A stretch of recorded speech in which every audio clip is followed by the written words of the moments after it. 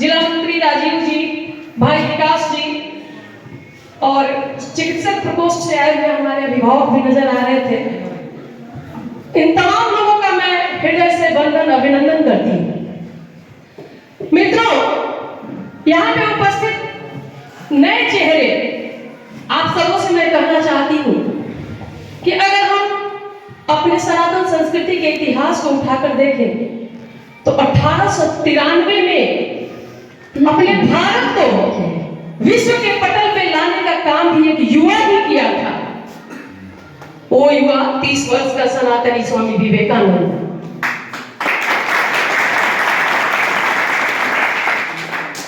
और देखते हैं अपने स्वतंत्रता संग्राम को, वहां भी आप देखेंगे कि 13 साल, 23 साल, 25 साल इसी उम्र के परिधि में वे लोग थे जिन्होंने इतिहास रच दिया। और हमारा भारत तो युवाओं का देश है। ओ, अगर युवा को विपरीत तरीके से पढ़ते हैं तो वायु होता है, जिस वायु के बगैर जीवन की कल्पना नहीं कर सकते। फिर आपके बगैर राष्ट्र निर्माण की कल्पना कैसे?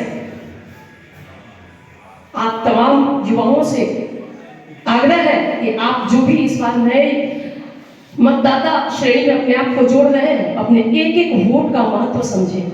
याद कीजिए अटल बिहारी वाजपेयी जी के उस दौर को, जो महज एक वोट की खातिर उनका सत्ता परिवर्तन हो गया। आप तमाम लोग जानते होंगे। इसलिए कभी किसी को ये नहीं सोचना है कि एक वोट से क्या होता है। हर एक एक वोट का महत्व है। और आप देख रहे हैं कि हमारी सरकार जब से बहुमत में आई है, हम अपने राष्ट्र को स्वावलंबी बनाने की दिशा में चल रहे हैं, स्वदेशी को बढ़ावा दे रहे हैं। आज से पिछले सरकारों ने क्या कभी अपने कल्पना किया था कि धारा 370 में हट सकता है? दिल पे हाथ रख के बोलिए, किसी ने सोचा था क्या? कभी नहीं। आप राम मंदिर का निर्माण जब बचपन से सुनते सुनते इस उम्र में हम लोग आ गए, असंभव सा सपना देखता था जो हमारे नजर के सामने पूरा हो रहा है, हो चुका। तो क्या आप क्या सोचते हैं? स्पष्ट बहुमत का ही नतीजा है, आप जैसे युवाओं के सहभागिता की ही नतीजा है। वो किसी ने ठीक ही कहा है, संघर्षों के साये में इतिहास हमारा पलता है, संघर्षों के साये में इतिहास हमारा पलता है, जिस ओर जवानी चलती है उस ओर जमाना चलता है।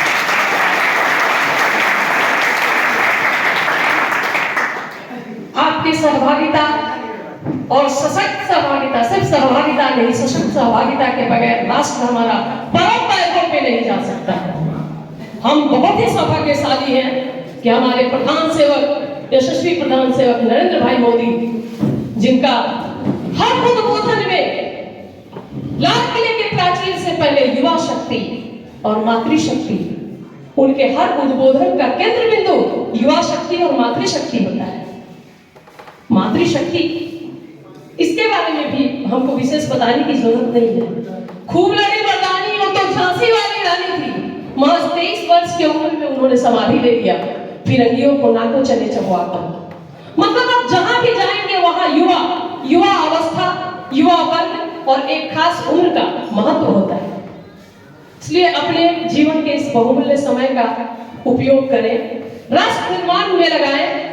बाधाएं बहुत आएंगी, विचलन बहुत होगा, इस उम्र में होता भी है। एक इंटरनेट का जमाना ही देखिए, वो आपके सामने हजार अच्छे चीज भी परोसते हैं और हजार बुरे चीज भी परोसते हैं, लेकिन आपको अपने दिमाग में एक विवेक का फिल्टर लगा कर रखना है। क्या हमको उसमें से ग्रहण कर लेना है और किसको हमको हटा देना है, किससे हमको दूरी बना लेना है।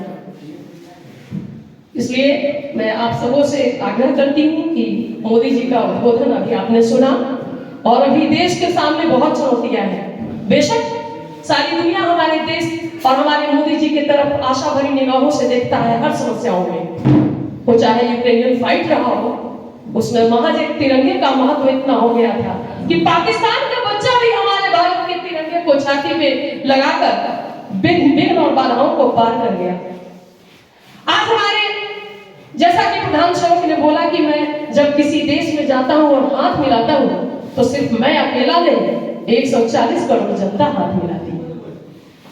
इससे इधर मैं ये भी कहना चाहती हूँ कि जब हमारे प्रधान सेवक किसी देश में जाते हैं और किसी देश का राष्ट्राध्यक्ष आकर उनका चरण स्पर्श करता है, वो सिर्फ मोदी जी का चरण स्पर्श नहीं करता है, पूरे भारत का चरण स्पर्श करता है। हम सशक्त थे, हैं और रहेंगे। बस जरूरत है एक संकल्प को लेकर आगे बढ़ने का। कभी विचलित नहीं होना है, कभी खुद को कमजोर नहीं महसूस करना है। इन्हीं चंद शब्दों के साथ नवयुवक साथियों और नव मतदाताओं को मैं आकाश और शुभकामनाएं और बधाइयां देती हूँ। धन्यवाद।